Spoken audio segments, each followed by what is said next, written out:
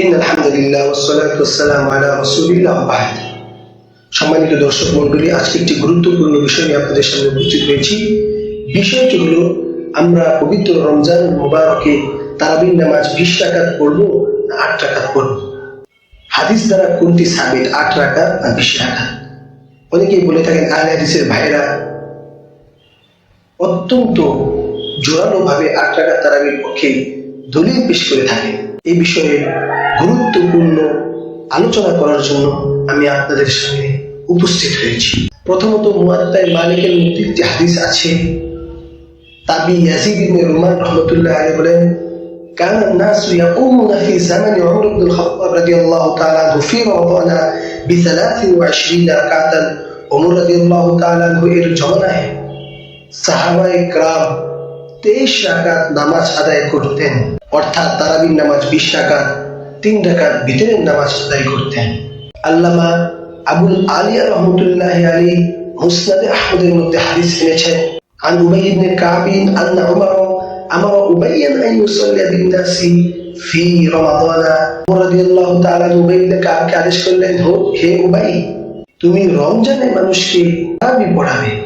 ফাকালা ইন্নান NASA ইয়াসুমুনা আন-নাহার, লোকেরা দিনের বেলায় রোজা রাখে, ওয়ালা ইহসিনুনা আল-কুরআনা, তারা তো সুন্দর করে কোরআন পড়তে পারে না। ফালাউ ক্বরাতাল কুরআন আলাইহিম বিল-লাইল, তুমি যদি রাত্রি বেলায় তাদেরকে তারাবির নামাজে কোরআন শোনাতে। ফাকালা ইয়া আমিরুল মুমিনিন, উবাই ইবনে কাব বলতেছেন, হে আমিরুল মুমিনিন, হাযা শাইউন লাম ইয়াকুন, এটা তো রাসূলের যুগে ছিল না। ক্বালা ক্বাদ আলিমতু, ওমর রাদিয়াল্লাহু তাআলা বললেন, আমি এটা জানি, ওয়ালাকিন্নাহু আহসানু, কিন্তু তুমি পড়ালে যে ভালো হতো, তুমি পড়াবা, অবশ্যই পড়ালে ভালো হবে। আসাল্লা বিহি 20 রাকাতান, উবাই ইবনে কাব রাদিয়াল্লাহু তাআলা আনহু সকলকে নিয়ে 20 রাকাত তারাবির নামাজ আদায় করলেন। আপনি বলবেন, ওমর রাদিয়াল্লাহু তাআলা আনহু কে? ওমর রাদিয়াল্লাহু তাআলা আনহু জামাতের সাথে 20 রাকাত নামাজ পড়ানোর আদেশ করেন কে?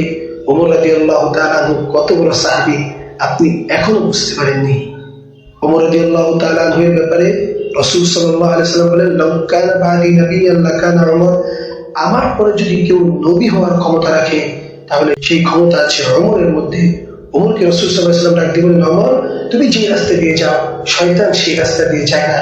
তুমি যে রাস্তা দিয়ে আসো, শয়তান সেই রাস্তা দিয়ে আসে না। কোরআনের 23-24 জায়গায় ওমর রাদিয়াল্লাহু তাআলা এর চাহিদা অনুযায়ী আয়াত নাজিল হয়েছে। আপনি শুধু বুখারী মুসলিমের হাদিসগুলো মানেন, তাছাড়া অন্য কোন হাদিস বলেন না। আমি বুখারী মুসলিম থেকে বলবো, ওমর রাদিয়াল্লাহু তাআলা এর মর্যাদা, ইন্নাল্লাহ তাআলা জাআলাল হক আলা লিসানি উমর ওয়া কলবিহি, আল্লাহ তাআলা সত্য ও হককে ওমর রাদিয়াল্লাহু তাআলা এর পক্ষের মধ্যে গচ্ছিত রেখেছেন। এটা বুখারী মুসলিমের হাদিস। বুখারী মুসলিম থেকে আরো একটি হাদিস বলবো, লাকাদ কানা ফীমা ক্বাবলাকুম মিনাল উমামি মুহাদ্দিসুনা, রাসূল সাল্লাল্লাহু আলাইহি ওয়াসাল্লাম বলেন, পূর্ববর্তী সকল উম্মতের জন্য একজন মুহাদ্দিস ছিলেন। ফাইন ইয়াকু ফি উম্মতি আহাদুন ফাইন্নাহু উমর, আর আমার উম্মতের একজন মুহাদ্দিস আছে, সে হলো উমর। উমরের মর্যাদা কত আপনি এবার বুঝে নেন। বুখারী মুসলিমের মধ্যে আরেকটি হাদিস এসেছে, ওয়াফাকতু রাব্বি ফি সালাসিন, উমর রাদিয়াল্লাহু তাআলা বলেন, তিনটি বিষয়ে আমার প্রতিপালক আমার সাথে একাত্মতা পোষণ করেছেন। এক, ফি মাকামি ইব্রাহিমা, মাকাম ইব্রাহিমকে নামাজের স্থান বানানোর ব্যাপারে, অফিল হিজাবি, এবং পর্দার বিধানের ব্যাপারে আমার প্রতিপালক আমার সাথে একমত হয়েছে। 3, অফি উসারা বাদরি, এবং বদরের বন্দীদের বিষয়ে আমার প্রতিপালক আমার সাথে একমত হয়েছে।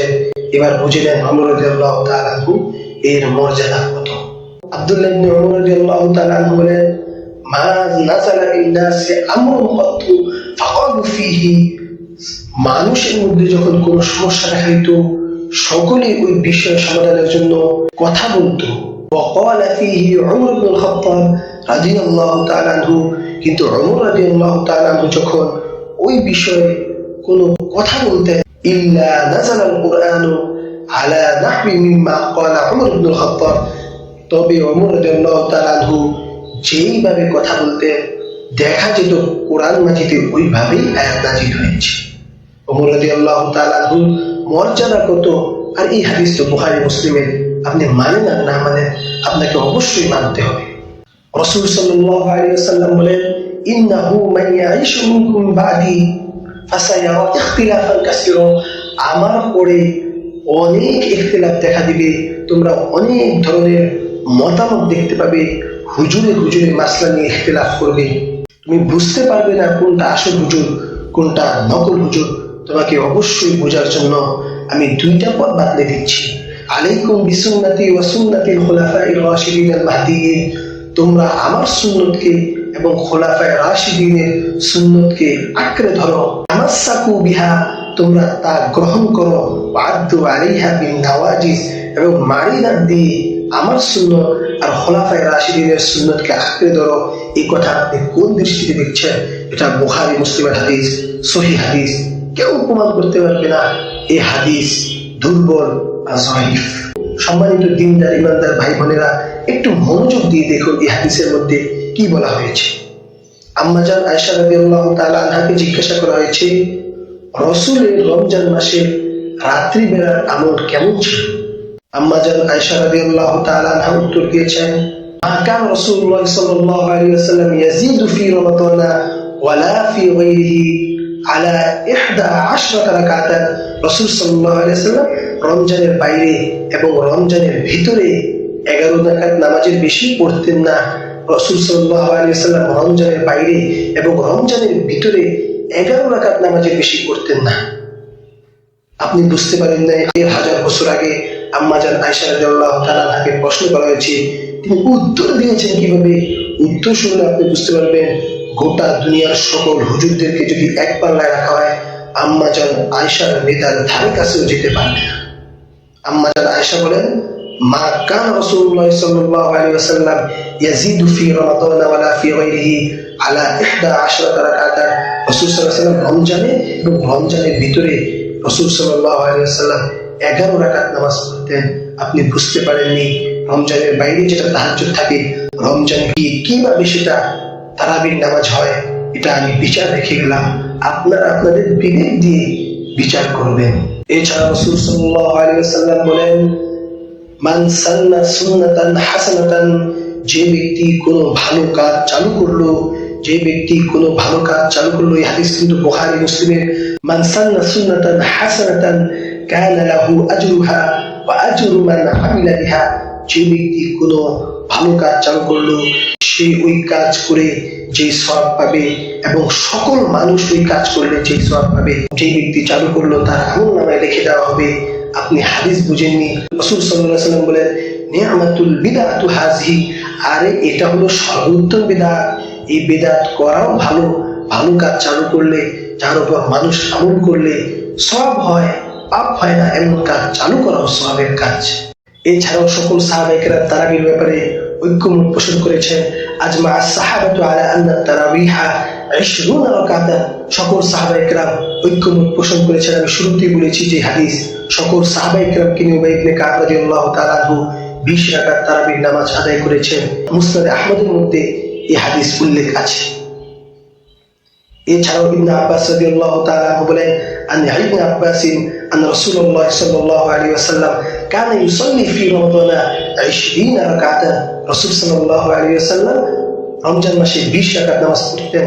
আহলে হাদিসের ভাইরা বলে এই হাদিসটাকে দুর্বল, এই হাদিসটাকে দঈফ। আমি বলে দিলাম কিয়ামত পর্যন্ত আহলে হাদিসের ভাইরা এমন একটা দুর্বল হাদিস উল্লেখ করুক, তাদের 8 রাকাতের ব্যাপারে যদি উল্লেখ করতে পারে, আমরা সকলেই 8 রাকাত পড়ব। এছাড়া তারা যে হাদিস উল্লেখ করেছে, মা কানা রাসূলুল্লাহ সাল্লাল্লাহু আলাইহি ওয়াসাল্লাম ইয়াজিদু রমাদানা ওয়ালা ফি গায়রিহি, রাসূল সাল্লাল্লাহু আলাইহি ওয়াসাল্লাম রমজানে এবং রমজানের বাইরে 11 রাকাতের বেশি পড়তেন না, এই কথা সম্পূর্ণ ভিত্তিহীন। এই কথার কোনো ভিত্তি নেই, এই কথাই ঠিক। এই কথা থেকে কোনোভাবেই বোঝা যায় না যে রাসূল সাল্লাল্লাহু আলাইহি ওয়াসাল্লাম তারাবির নামাজ 20 রাকাত পড়েননি। আর যেটা রমজানের বাইরে তাহাজ্জুদের নামাজ থাকে, সেটা রমজানে যে কিভাবে তারাবির নামাজ হয়, এই কথা আমরা বুঝতে পারলাম না। আপনি যদি বুঝাতে পারেন তাহলে অবশ্যই আমরাও 8 রাকাত সালাতুত তারাবি 8 রাকাতই আদায় করব।